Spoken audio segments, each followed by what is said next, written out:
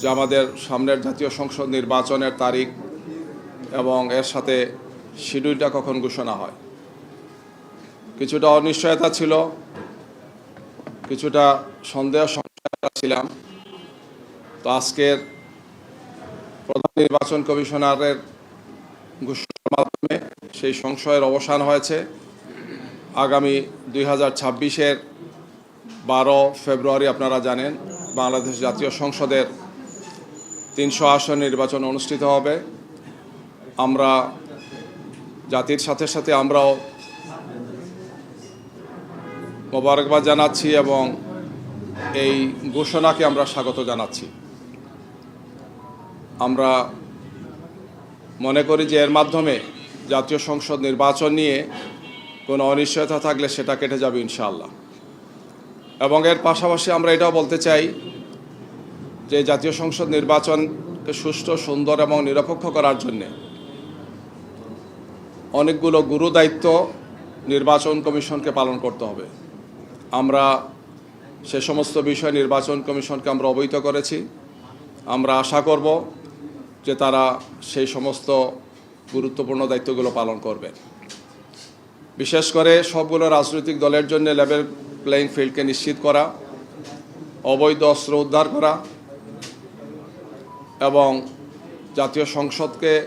জাতীয় সংসদ নির্বাচনকে অর্থবহ করার জন্যে প্রশাসনিক এবং অন্যান্য যতগুলো দায়িত্ব আছে এই সবগুলো দায়িত্ব পালনে তারা সর্বোচ্চ দায়িত্বশীলতার পরিচয় দিয়ে তারা দায়িত্ব পালন করবেন। এক্ষেত্রে কোনো ধরনের কোনো দুর্বলতা আমরা আশা করব না, যাতে জাতির উদ্বেগ বা উৎকণ্ঠার কোনো জন্ম হয়।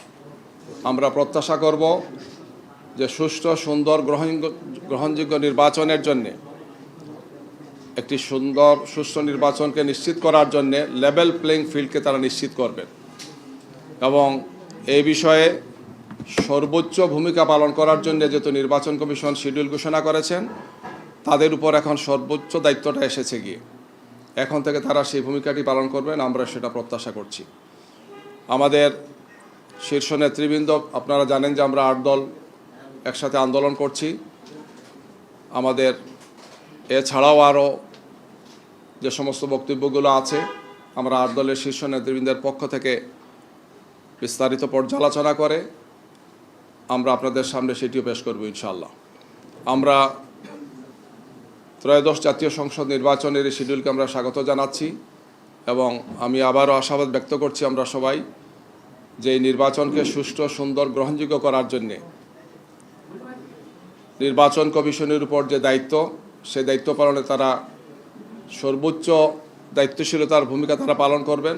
কোনো ধরনের কোনো দুর্বলতা, ত্রুটি, বিচ্যুতি যাতে না থাকে আমরা সেটা প্রত্যাশা করব।